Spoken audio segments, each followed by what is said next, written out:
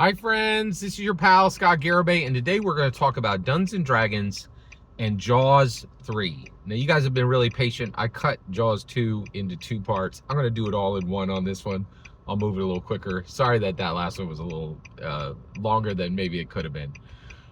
Okay, so Jaws 3 opens up, right? And it jumps forward like 10, 15 years, right? And at this point, the sheriff, Brody, is dead. But the mother is not. Sheriff Brody has died of a heart attack. We learned that, right? But the young sons are, the young brothers, they are still alive and they've grown, right? And now the oldest brother is a aquatic engineer. And so he has helped Louis Gossett Jr. Oh, by the way, the oldest brother is played by Dennis Quaid, right? And his love interest is, it's not Leah Thompson. It's some other attractive lady. But Leah Thompson plays the love interest of the younger brother, right? But the older brother is an aquatic engineer, and he is building a theme park, a water-based theme park, like an Ocean World, right? Yeah, and like SeaWorld.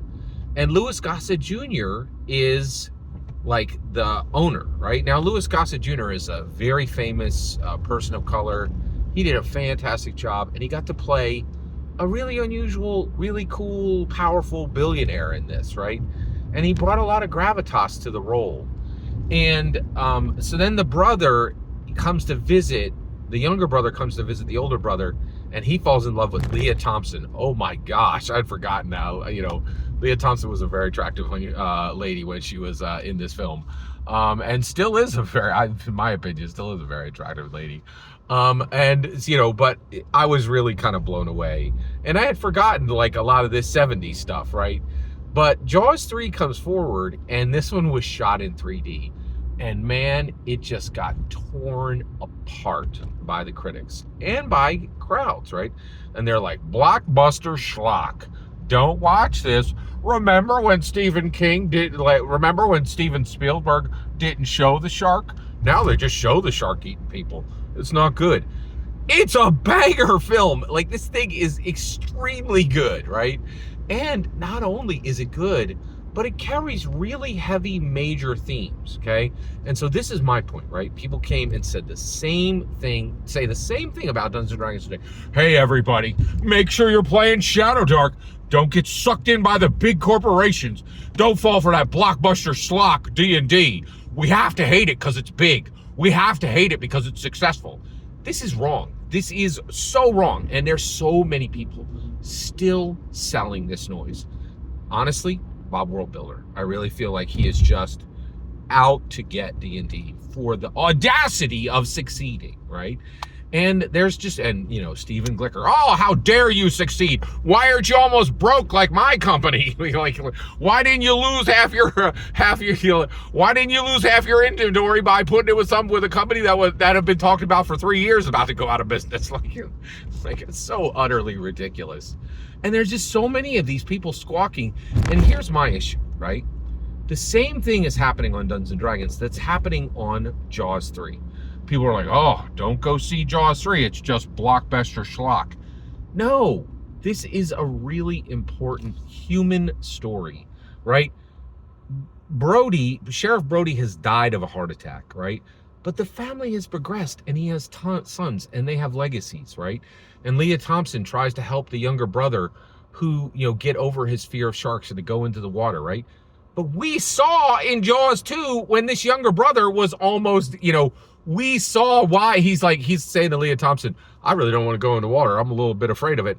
And you're like, yeah, dude, I saw when a 30-foot shark came 6 inches from biting your head off, right? Like when you say this to her, I know how bad it was, you know, like you're there, right? And there's legacy here, and there's family here, and there's generations here, right? In addition to that, the mother is alone, and she's trying to care for these boys, right? And in addition to that, it's also like there's this storyline with Dennis Quaid, the older brother, where he has his career going, and his girlfriend has her career going. And they're like, And I was so blown away with this love story, right? And they're like, one of us has got to quit their job and go with the other one, or we're going to lose each other. And the woman says, I'm going to sacrifice for you, and we're going to go do your job in Brazil for, a year and a half. And then maybe later, you'll sacrifice for me. And it was really touching. And there was real gravitas to these stories. Louis Gossett Jr., when you just say, oh, don't go to that blockbuster schlock, right? You are dismissing the idea that they paid Louis Gossett Jr. millions of dollars. He got lots of momentum for his career from being in this major blockbuster and being on one of the forefronts of 3D, right? Like, this was a big 3D release. He was right there, right? And that was important for American inclusion and for diversity, and making sure that certain people aren't excluded from major Hollywood projects. And so when we down this stuff and we say, this is garbage, this is blockbuster schlock, and we can only appreciate super niche mom and pop shops that are barely scraping by, right?